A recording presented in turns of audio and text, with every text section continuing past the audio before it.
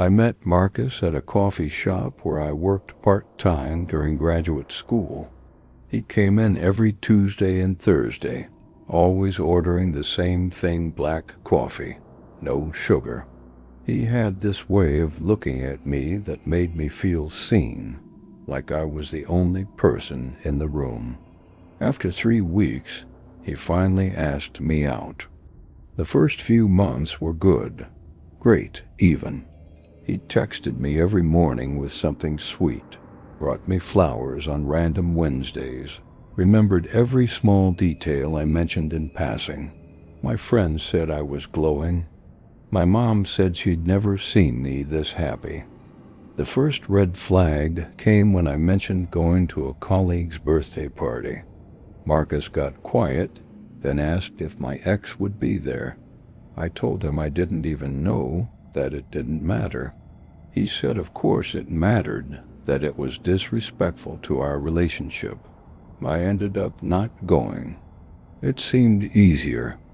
Then he wanted my phone password, for emergencies, he said, so we could be completely transparent with each other.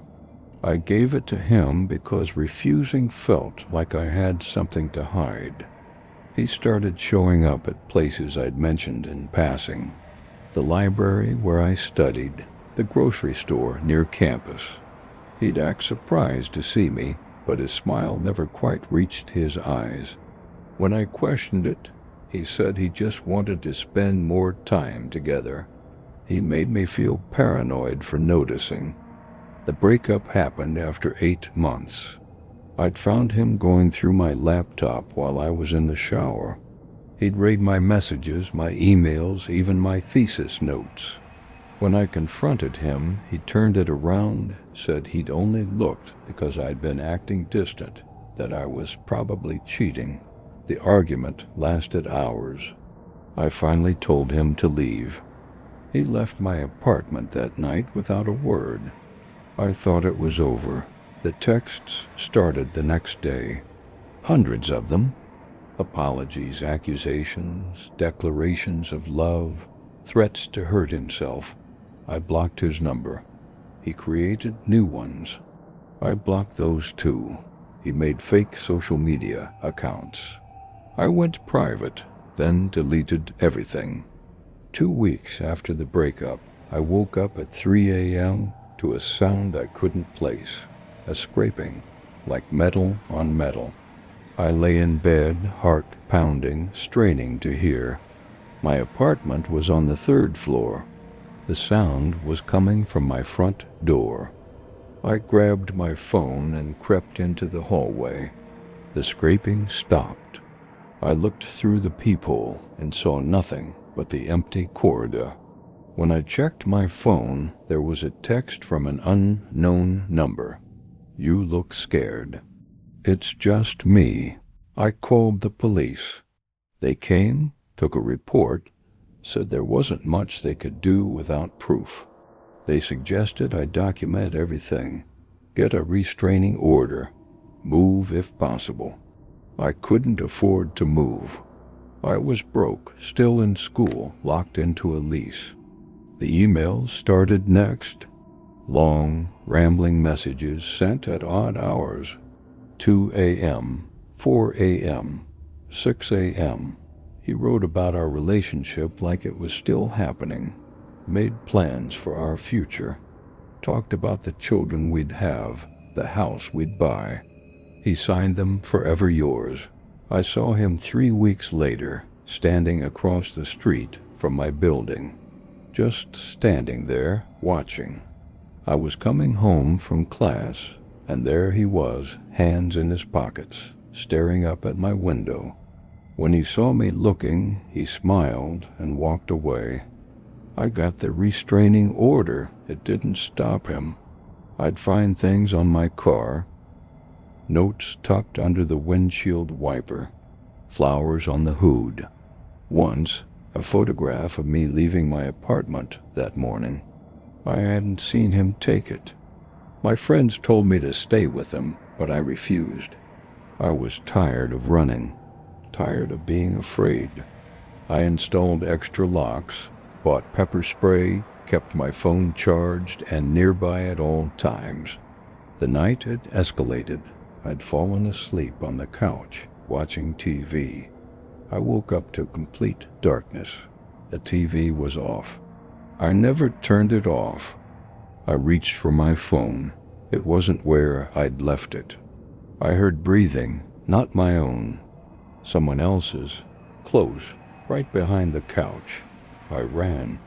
Didn't think, just moved. I hit the door and fumbled with the locks, my hand shaking so badly I could barely grip the metal, the chain, the deadbolt, the handle. I got it open and ran into the hallway, screaming. Neighbors came out. Someone called 911. When the police arrived and searched my apartment, they found my back window open. The fire escape, he'd climbed up 3 floors. They found my phone on the kitchen counter. He'd gone through it while I slept. The last thing open was my photo gallery. Marcus was picked up the next morning at his mother's house. The police said he'd been staying there since the breakup. His room was covered in pictures of me, printed emails, timelines of my daily routine, maps with my apartment marked in red. They kept him for 72 hours, then let him go.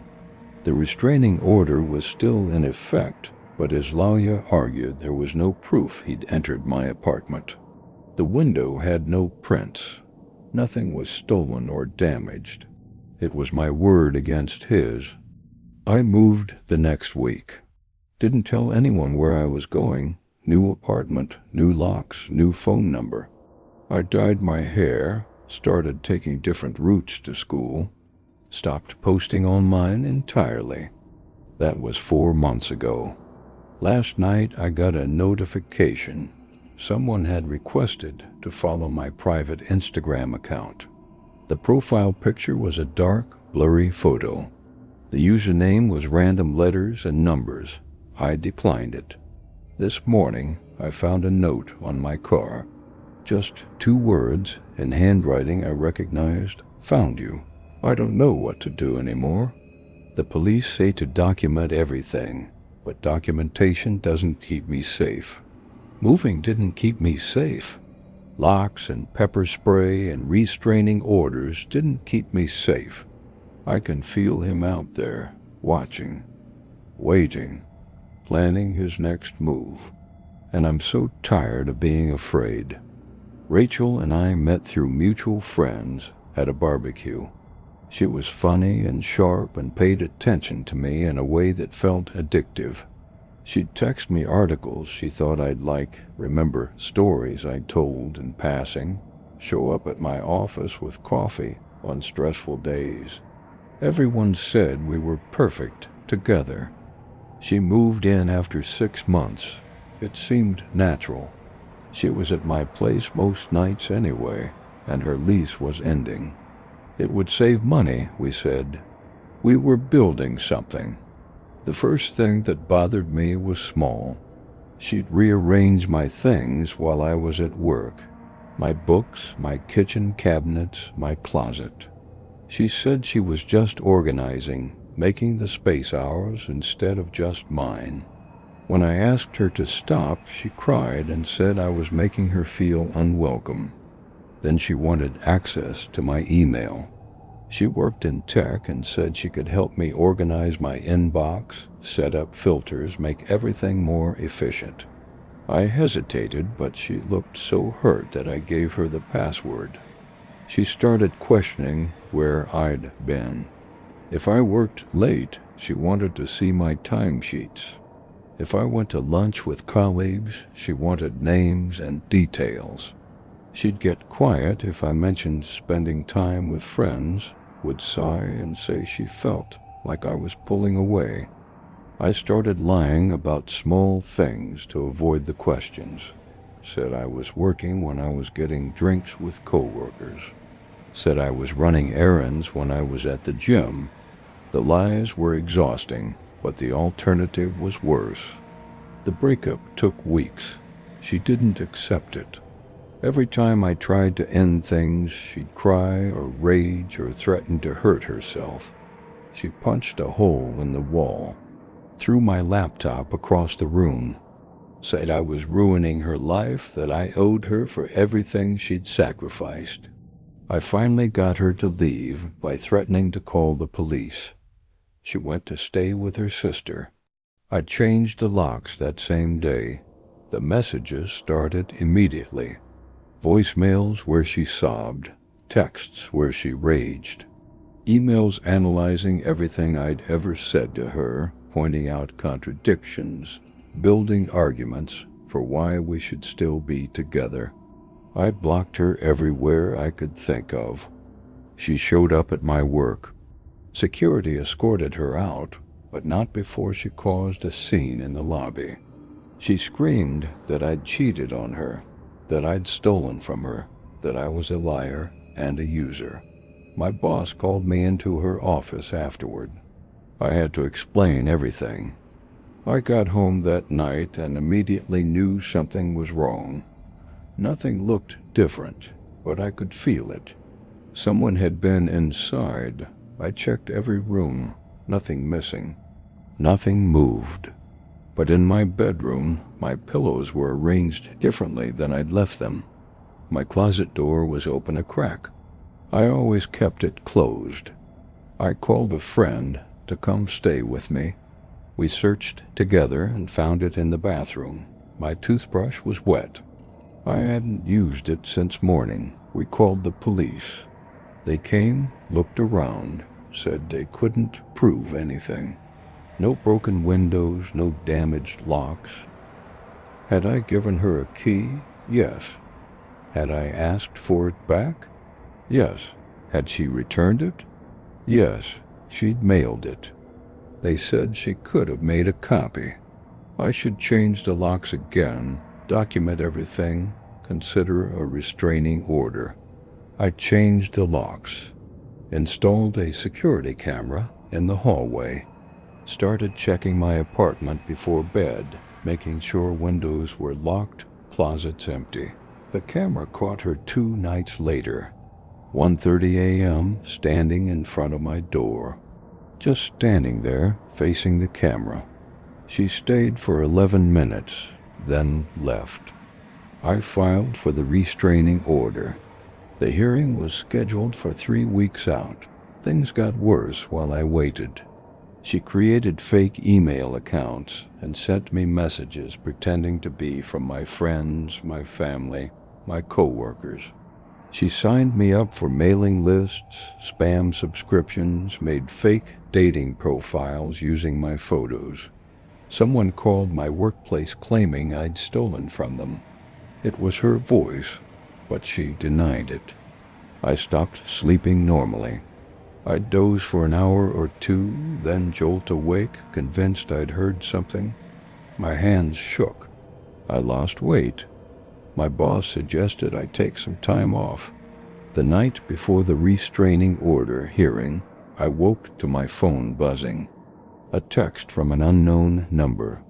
A photo of me, asleep in my bed, taken from my bedroom doorway. That night, moments before, I grabbed the baseball bat I'd started keeping by the bed and turned on every light. I checked the camera footage. Nothing. No one in the hallway. I checked every room, every closet, under the bed.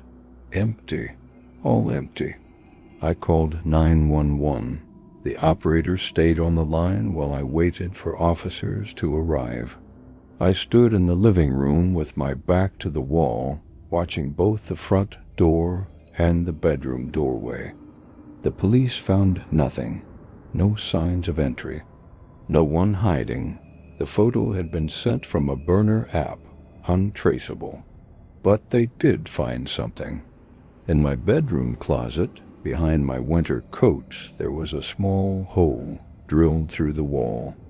It led to the apartment next door. The apartment that had been empty for 2 months since the previous tenant moved out. They got the landlord to open the next door unit. Empty, except for a sleeping bag, some food wrappers, and a laptop. The laptop was open to a photo gallery. Pictures of me, hundreds of them, sleeping, showering, changing clothes. The wall facing my bedroom had dozens of small holes drilled through it. Rachel was arrested that morning. The hearing happened with her in custody. I got the restraining order. Her trial is next month. Her lawyer says she was having a mental health crisis, that she's in treatment now, that she's not a danger anymore. The prosecutor says she's facing jail time, but probably not more than a year. A year. I moved immediately. New city, new job, new everything. I don't have social media. I use a P.O. box. I don't tell people my real last name. But last week, someone knocked on my door at midnight. I looked through the peephole and saw nothing. When I checked the hallway camera footage the next day, there was a woman standing at my door. The image was grainy, but her build was familiar. She's still in custody. The prosecutor confirmed it. She couldn't have been the woman at my door. But I keep thinking about what the detective told me. Rachel had been staying in that empty apartment for weeks before they found her. She'd been watching me the entire time, learning my patterns, my schedule, my habits. And now someone knows where I live. I met David at a friend's wedding. He was charming, well-dressed, the kind of person who made everyone around him laugh. He asked for my number while we were dancing, and I gave it to him without hesitation. Our first date lasted 8 hours. Dinner turned into drinks, drinks turned into a walk through the city, a walk turned into breakfast at an all-night diner. He told me about his family, his job in finance, his plans for the future.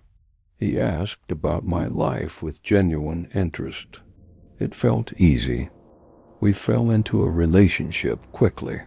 He'd send me good morning texts, take me to nice restaurants, introduce me to his friends.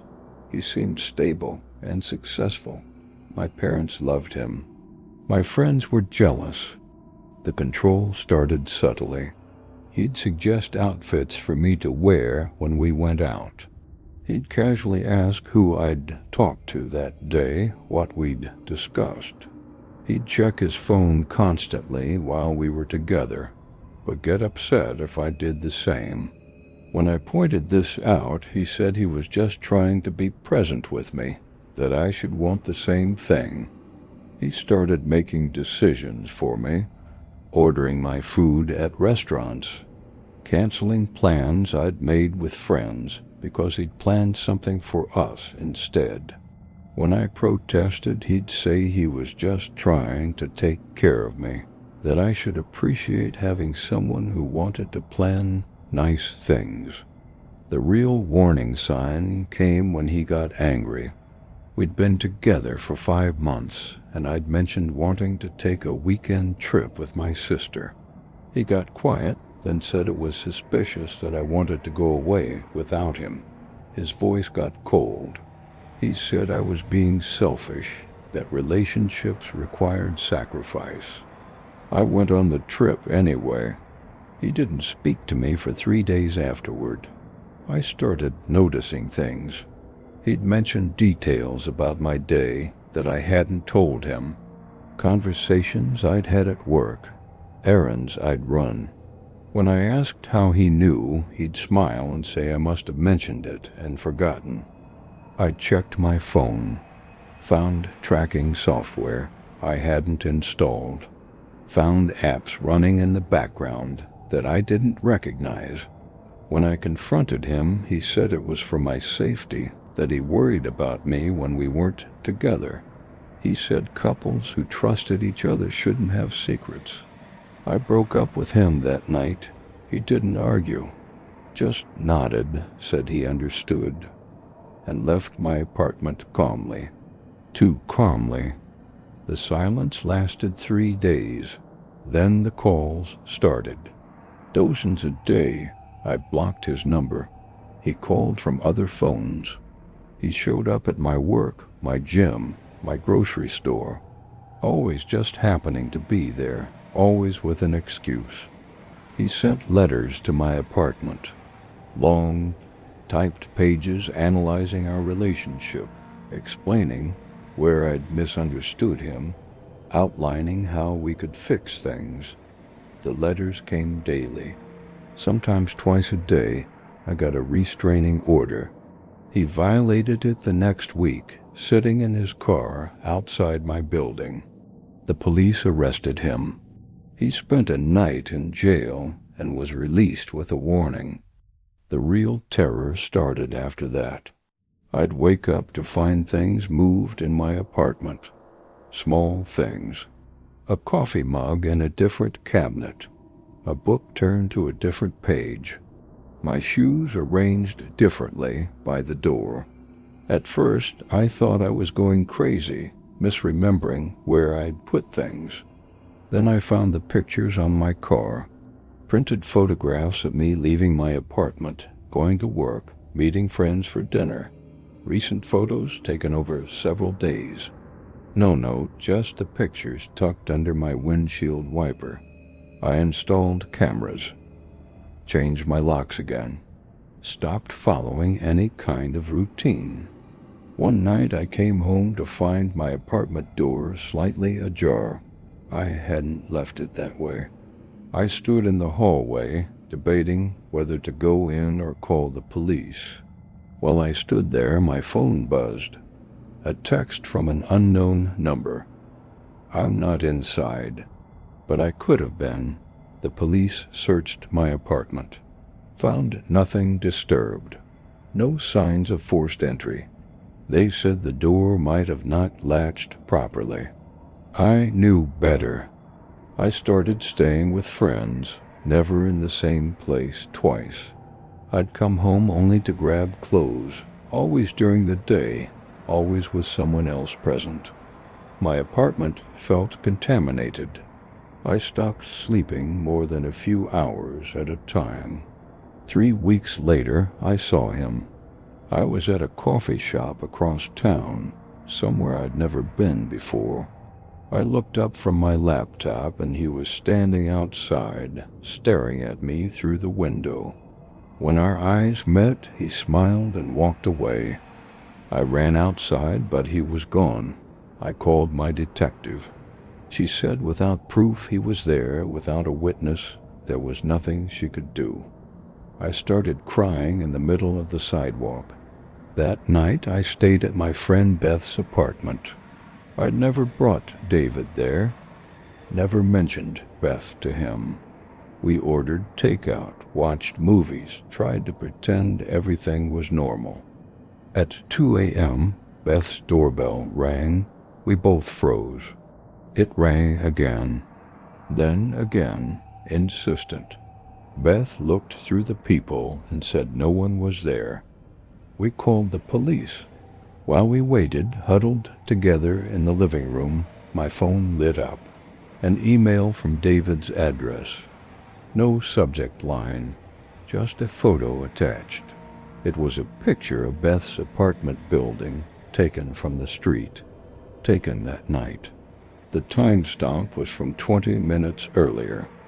The police came, searched the area, found nothing. They took the report and left. Beth and I stayed awake until sunrise, jumping at every sound. I filed another restraining order violation report.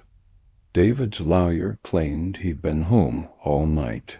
His mother provided an alibi. The judge said there wasn't enough evidence to hold him.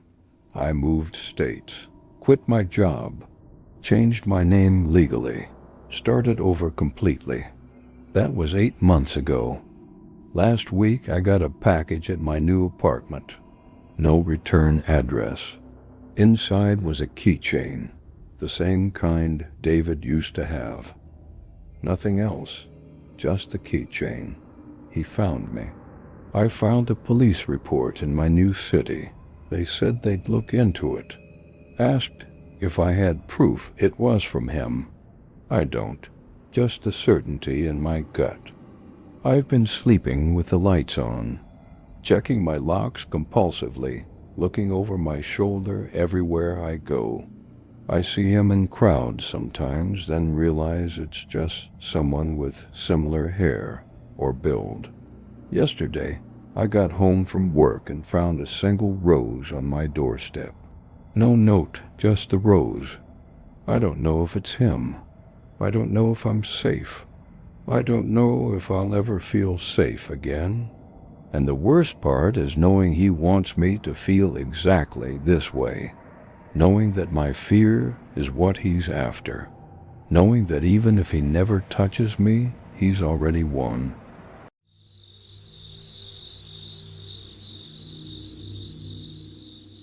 As you're about to hear in the following stories, mental health is not something to be taken lightly, and it's important to stay on top of your mental health. You grow up imagining your life will look a certain way at a certain age, but things don't always work out the way you pictured. Maybe you don't end up in the job you thought you would. Maybe you're feeling stuck, or like everyone else is moving forward while you're just standing still. It can be hard to talk about that, even harder to ask for help. Maybe therapy always feels like something other people did, but then I learned that it's not about having something wrong with you. It's about understanding yourself and finding a healthier way to move forward. That's where today's sponsor, BetterHelp, comes in. BetterHelp matches you with a licensed therapist after a short questionnaire, often in just a couple of days. And if it's not the right fit, you can switch therapists anytime at no extra cost.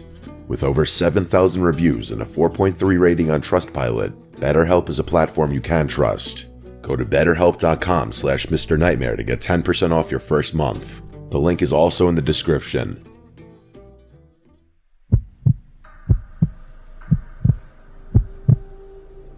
So a little backstory. I dated this girl when I was in my senior year of high school. I'm 20 now, so it was a couple of years ago, but still pretty fresh in my mind. For privacy's sake, I won't use her real name, so I'll refer to her as Grace. Grace and I met through our job, which I now know is never ideal. Before we started dating though, there were red flags that I simply shouldn't have ignored. For instance, she would come to our place of work for hours just to watch me work, and I would catch her staring at me every once in a while. Besides that, a few months into our relationship, things started getting pretty toxic. I would constantly feel suffocated. I had no time for my hobbies, friends, or even myself. She was the type of girl to ask where I was, who I was with, and what I was doing 24/7. If I didn't answer a phone call, it would end up being 25 missed calls and a ton of text messages that would ultimately turn into a fight, even if I was just using the bathroom. It got to the point where I couldn't play games with my friends without it causing a fight, so eventually we broke up, but not without her doing everything in her power to convince me to come back. She would wait outside my place of work for me to get off, and when I would walk outside, she would follow me to my car, block me from getting in, and try to reason with me. I got sick of it. One night she came and wanted to talk, so I decided to talk with her, not really knowing what else to do. Grace was also trying to sue me for something extremely petty that I'd rather not get into, and would use this as a scare tactic to make me talk to her. So anyway, I sat down in her car. She was saying the same old stuff I'd heard hundreds of times. I told her I was done talking, but at that time, her dad called her. She used this as a threat and told me, if you don't sit here and talk to me, I'll have him sue you now. And to that, I said, fuck this, and attempted to get out of her car. The door was locked though, so as I was unlocking it, she grabbed hold of my arm and dug her nails into my skin. I looked at her and was genuinely shocked because she'd only been verbally abusive before, never physical. I had also never seen that look on her face. It was pure malice, and I won't lie, I was pretty unnerved. I myself am a pretty tall guy, and she was very small, so I knew I could overpower her if I had to. I swung her door open and tried to step away, but she was holding me extremely tight. I told her to let me go, but she wouldn't budge. I kept pulling on my arm, trying to get away, but she would not move an inch. At this point, my skin was starting to peel, so I made a judgment call and pulled her toward me onto the passenger seat, which gave me enough time to get away and into my car. I drove home faster than I ever have, and I really wish I could say it ended there, but of course it doesn't. Unfortunately for me, Grace and I are practically neighbors, and she lives a couple blocks away. That night, while I was playing video games, I heard a car outside. but I kinda chalked it up to my game as I remember playing GTA 5 that night. I had also smoked a bit of weed, so I figured that would have made the car noises louder. A little bit of time passed, and as I was playing, I heard a tap on my window. I thought I was being paranoid, as weed can tend to make me a little on edge sometimes, especially after what had happened.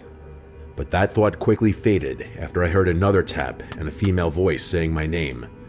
I knew it was Grace, and I started to panic. My window doesn't have the best blinds, so I knew she could see me. I didn't want to open my window because at this point, I knew she could be potentially dangerous. I pretended not to hear her, hoping that she would go away. But of course, she didn't, because after a minute or two, she started banging on my window. Her tone changed from soft and apologetic to more aggressive and angry. I couldn't make out much of what she was saying, but it was something along the lines of, "You can't do this to me, you're an asshole," that sort of deal. I had to do something. I didn't want to waste the cops' time, but now looking back at it, I absolutely should have called them. I made the stupid decision to open my door and ask what she wanted. I asked why she was here and why she couldn't just leave me alone. Her tone changed once again to soft-spoken, and she was asking for her sweater back. I yelled at her and told her she can't just be at my window at 2 in the morning asking for a sweater, and then I said if she didn't leave my property, I'd be calling the cops. At this point, she blew up screaming at me while starting to sob uncontrollably. For a moment, I actually felt bad, but then my heart dropped as I saw something that still sends shivers down my spine to this day. She wasn't alone. To the left of her was a thick tree in our front yard, and peeking out from it was a hooded figure. She saw me move to focus to the tree, and she knew I saw them. She reached for my arm and grabbed me, and as she did this, I saw the person run out from behind the tree, but I couldn't make out any facial features. It didn't matter, because they were sprinting toward my window. In that moment, my fight or flight kicked in, and I slammed my window shut on Greg's arm. She screamed out in pain and pulled it back. I slammed it shut and locked it just before the other person reached my window. My heart was racing, and it felt like I couldn't breathe. I showed them my phone dialing 911, and at that, they hurried back to her car, started it, and drove away. I was in total shock, not even comprehending what had just happened. They sent an officer to my house. He took down my story and told me they'd call if anything came of it. Of course, there wasn't much they could do, as there was no evidence anything happened, like most 911 calls. As far as I know, she never had any legal action taken against her.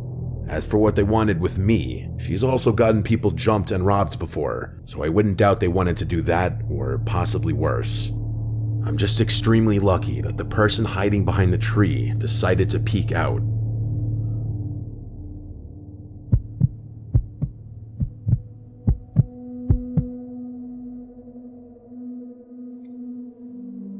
My name is Amy, and I haven't really slept much since last Tuesday. Not because I can't, but because I don't feel safe closing my eyes anymore. That's what happens, I guess, when someone you thought you knew turns out to be capable of something you only expect from horror movies.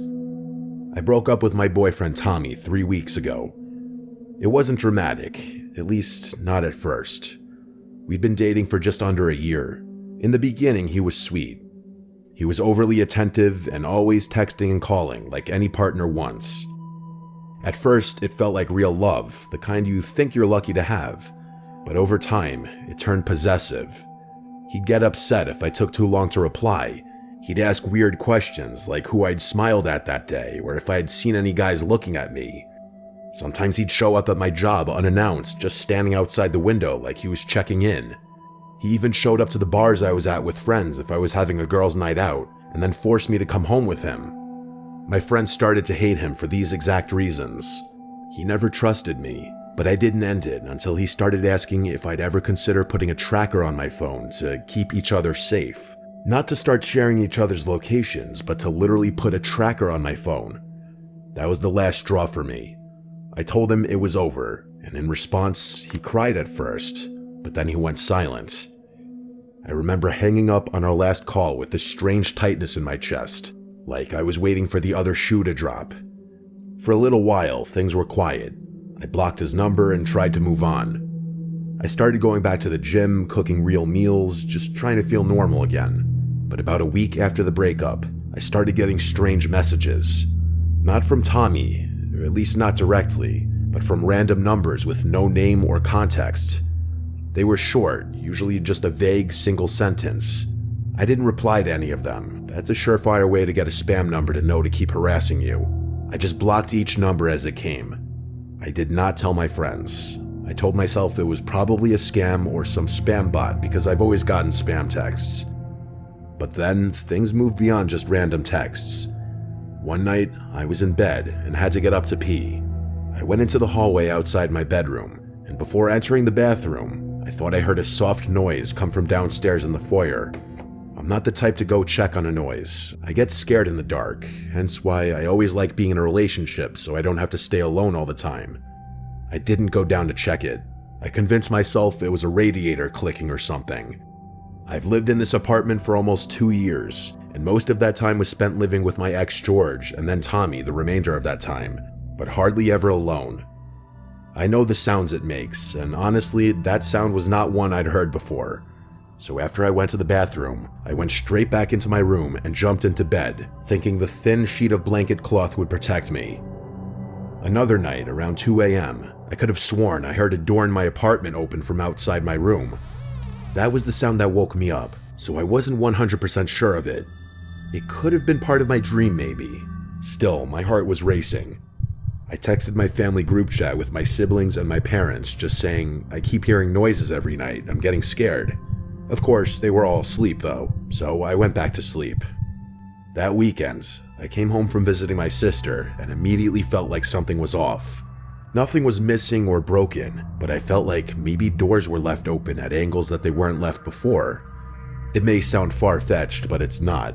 I have a habit of leaving doors closed or near closed when I leave my apartment. All the doors were basically fully open in the entire apartment. There was no draft at all. I keep the air conditioning on most of the time. I walked through the apartment slowly, checking each room. My stomach dropped when I saw that the hallway closet was slightly open. Now I knew something was wrong. I always leave that closet door closed. There's no reason to leave it open, and plus, the door tends to swing out if I do leave it open.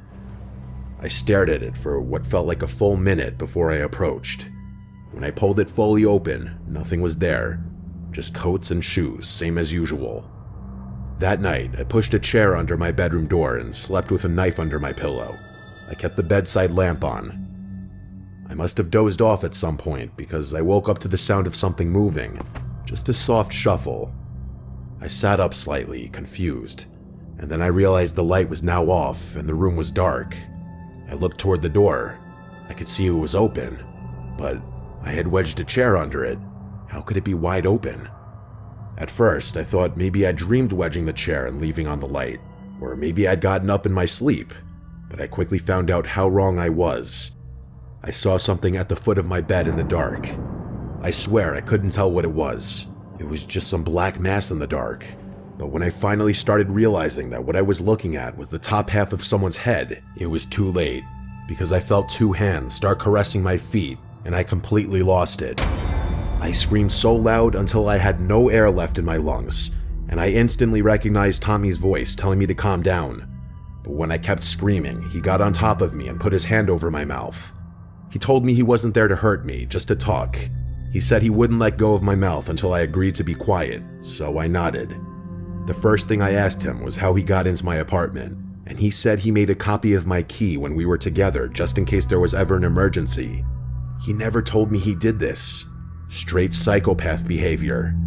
He must have snuck out overnight one night with my keys to do it somewhere. As I sat there listening to him, I debated pulling the knife, but I was too scared to do so. I knew if I did that, I had to actually be ready to use it.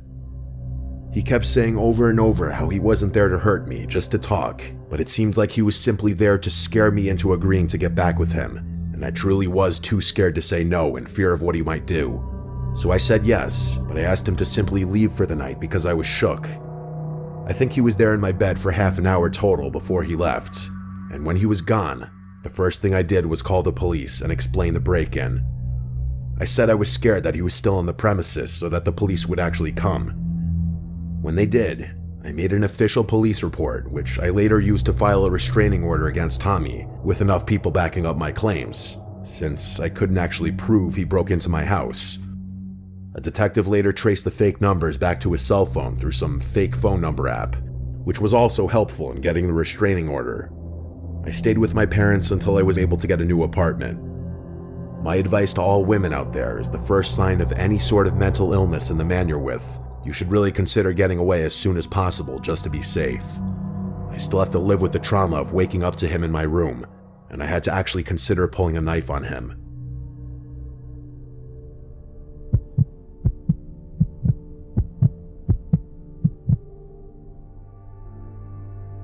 I dated Marissa for a year and a half. At first, she was one of the most intense people I'd ever met. Not in a bad way. She was passionate, charismatic, and could talk about anything for hours. When she left, it was like she pulled you into her world.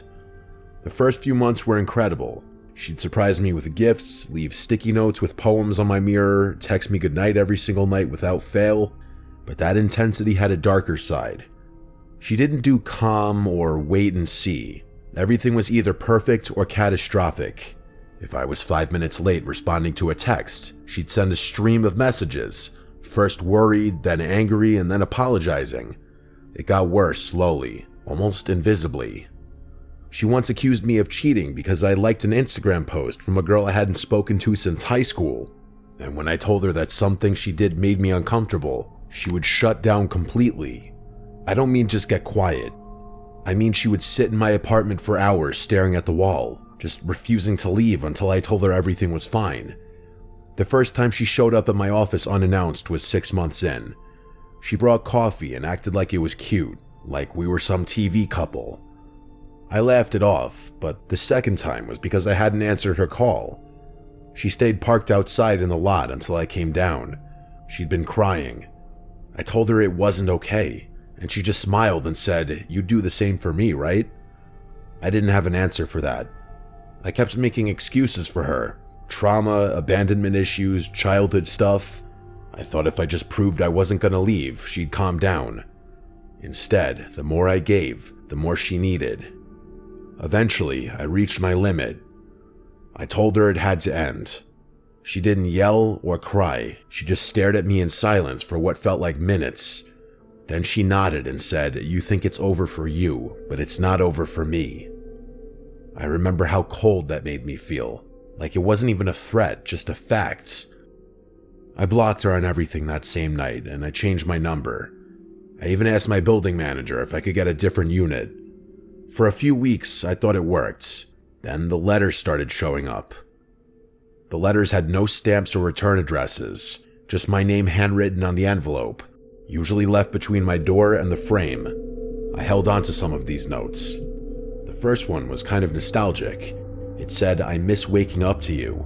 I still sleep on the side of the bed where you used to lay." The second one got stranger. It said, "You always check the door 3 times before you go to bed. You probably don't even notice it, but I do."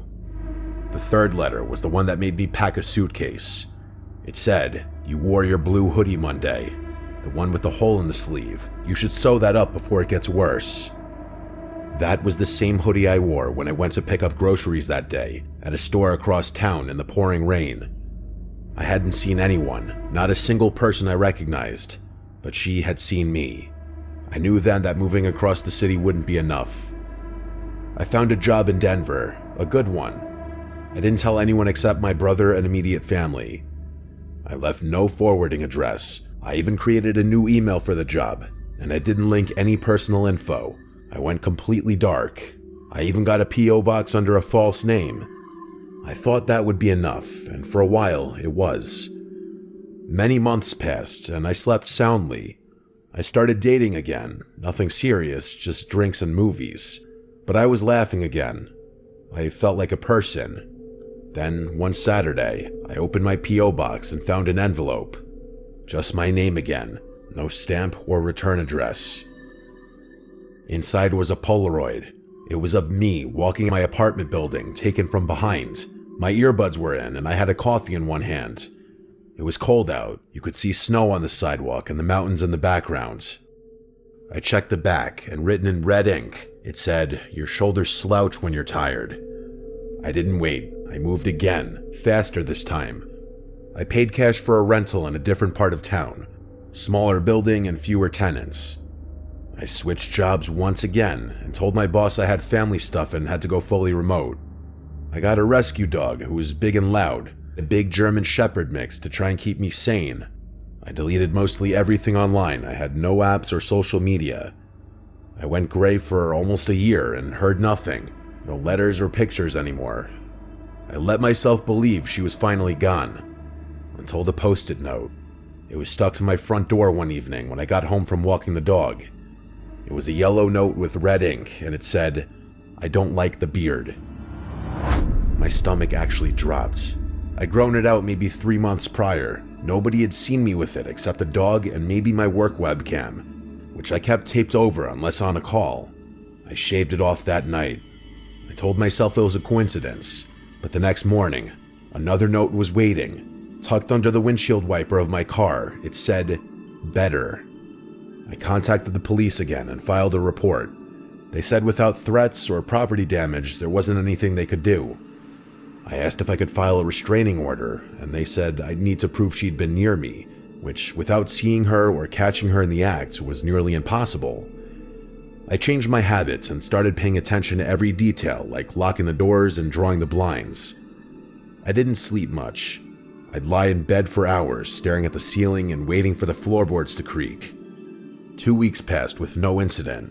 I started to wonder if maybe the notes were old. Maybe she'd left them a while ago and I'd only just noticed. But deep down, I didn't even believe that. Then one night, I woke up in the middle of the night with this horrible feeling, like someone had just been watching me, and they only just stepped out of the room. I got up and checked the doors and windows, even under the bed like I was a kid again. Nothing was out of place. But the next morning, taped to the outside of my front door, was a small envelope like someone had taken their time to align it perfectly. Inside was a photo, one I hadn't seen in years. It was Marissa and I in a boardwalk photo booth from back when we were still together. We were smiling and her head was on my shoulder, but her eyes had been stretched out in deep gouges like someone had used a needle or a pin. I moved again, not across town this time, but out of the city completely. I found a small cabin 3 hours into the mountains. It was isolated and surrounded by pine trees with only one road in. I paid in cash and used a fake name on the lease, which was a month-to-month payment system, and I left my old smartphone behind, getting a second phone number in the process. I bought a burner phone for emergencies mainly. I worked remote through a company-issued laptop that only connected through a secure VPN. No one besides my immediate family and my best friend knew where I was. I kept to myself. The only quote-unquote visitor I got was my Uber Eats driver delivering occasional groceries. For a whole month, I barely even went into town, and it all finally worked, until I heard footsteps outside crunching the snow. My dog went ballistic. The next morning, I found the footprints. They were shoe marks, and they went from window to window. There were no notes or anything left anywhere on the house, though. What else was I to assume other than it was her? That she found me again? Even though I still don't know for certain if that was actually her that time, I spent that entire day packing my things and driving back to my hometown. Today, I'm living in a house with 3 roommates who are in the military. If that's not a house that people know not to mess with, I don't know what is. Their pickup trucks, purple heart plates, and giant flags all over the front of the house are absolutely deterrent to Marissa playing whatever psychopathic game she was playing. She's a mentally unstable stalker, it's clear as day, and she's a danger to herself, me, and whoever she gets involved with in the future. I just wish law enforcement was more willing to step in and do something before something really bad happens.